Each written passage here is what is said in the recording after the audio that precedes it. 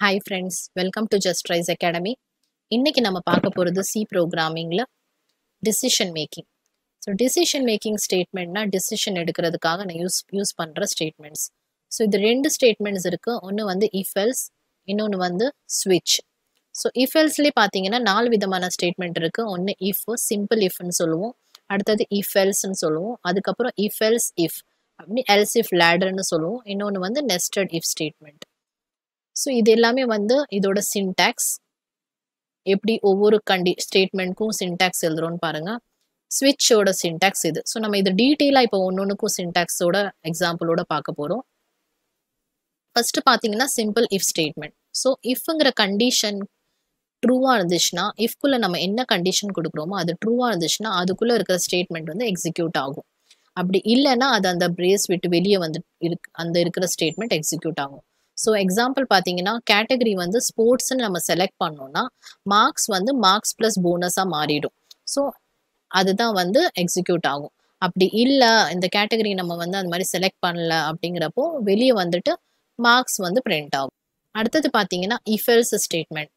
இஃப்குள்ள condition கொடுக்குறோம், அது ட்ரூவாக இருந்துச்சுன்னா ட்ரூ பிளாக் ஸ்டேட்மெண்ட் எக்ஸிக்யூட் ஆகும். கண்டிஷன் ஃபால்ஸாக இருந்துச்சுன்னா எல்ஸ்குள்ளே இருக்கிற ஃபால்ஸ் பிளாக் ஸ்டேட்மெண்ட் எக்ஸிக்யூட் ஆகும்.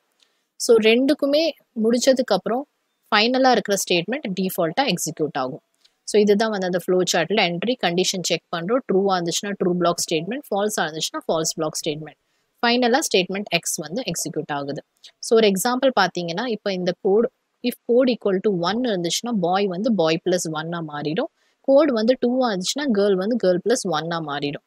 ஸோ இந்த கோடை வந்து இஃப் எல்ஸ் ஸ்டேட்மெண்ட் யூஸ் பண்ணி இப்படி தான் எழுதுவோம். கோடு வந்து 1ஆக இருந்துச்சுன்னா பாய் ஈக்குவல் டு பாய் ப்ளஸ் 1, மறுபடி கோடு 2ன்னு எழுத தேவையில்ல, எல்ஸ்ன்னு போட்டுட்டு girl equal to girl plus 1 கொடுக்கலாம். அடுத்தது பார்த்தீங்கன்னா else if ladder. So first if condition check பண்ணுவோம். அது ட்ரூவாக இருந்துச்சுன்னா ஸ்டேட்மெண்ட் 1 எக்ஸிக்யூட் ஆகும். ஃபால்ஸாக இருந்துச்சுன்னா எல்ஸ் இஃப்ன்ட்டு அடுத்த கண்டிஷனை நம்ம செக் பண்ணுவோம். நம்மளுக்கு வந்து கரெக்டான ஸ்டேட்மெண்ட் எக்ஸிக்யூட் ஆகுற வரைக்கும் எல்ஸ் இஃப் லேடர் போயிட்டே இருக்கும். ஃபைனலாக அது எல்லா ஸ்டேட்மெண்ட்டும் ஃபால்ஸாக இருந்துச்சுன்னா ஃபைனலாக இருக்க எல்ஸ் ஸ்டேட்மெண்ட் எக்ஸிக்யூட் ஆகும். ஸோ அதுதான் இதோட ஃப்ளோ சார்ட். எல்லாம் முடிச்சதுக்கப்புறம் லாஸ்ட்டாக நெக்ஸ்ட் ஸ்டேட்மெண்ட் எக்ஸிக்யூட் ஆகும். அடுத்தது பார்த்தீங்கன்னா nested if else statement. So nested if else statement அப்படின்னா ஒரு இஃப் எல்ஸ்குள்ளே இன்னொரு இஃப் எல்ஸ் ஸ்டேட்மெண்ட் இருக்கிறது தான் வந்து நெஸ்டட் இஃப் எல்ஸ் ஸ்டேட்மெண்ட்.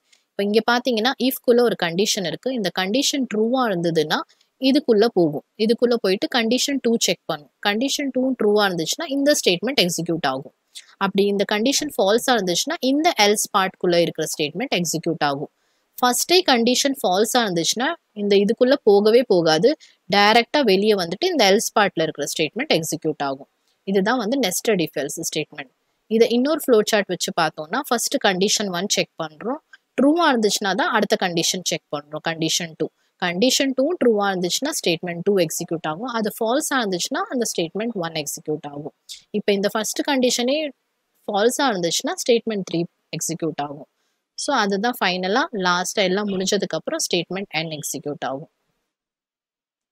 அடுத்ததாக பார்த்தீங்கன்னா ஸ்விட்ச் ஸ்டேட்மெண்ட். ஸோ ஸ்விட்ச் ஸ்டேட்மெண்ட்குள்ளே என்ன பண்ணுவோம்னா ஒரு எக்ஸ்பிரஷன் கொடுத்துருவோம், ஒரு கண்டிஷனல் ஸ்டேட்மெண்ட் கொடுப்போம்.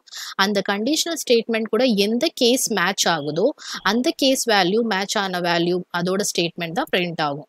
ஸோ ஒவ்வொரு கேஸ் வேல்யூவோட நம்ம செக் பண்ணுவோம் இந்த எக்ஸ்பிரஷனை. So case 1, case 2, case 3, case n வரைக்கும் செக் பண்ணுவோம். எத்தனை கேஸ் கொடுத்துருக்கோமோ அது எல்லாமே.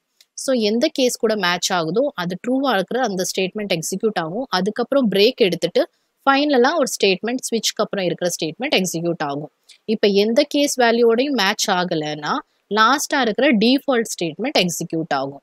ஸோ இதுதான் வந்து ஸ்விட்சோட கான்செப்ட்.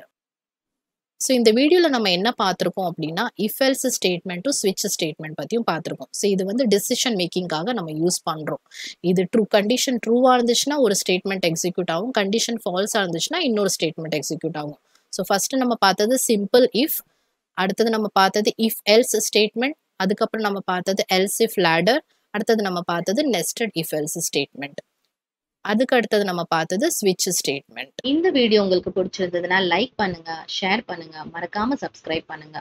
உங்களுக்கு சி ப்ரோக்ராமிங் பத்தி இன்னும் டீட்டெயிலா தெரிஞ்சுக்கணும்னு ஆசைப்பட்டீங்கன்னா ஆன்லைன்ல லைவ் கிளாஸஸ் போயிட்டு இருக்கு. கீழே இருக்கிற டிஸ்கிரிப்ஷன்ல கொடுத்துருக்கிற லிங்கை கிளிக் பண்ணி ஜாயின் பண்ணுங்க. தேங்க்யூ.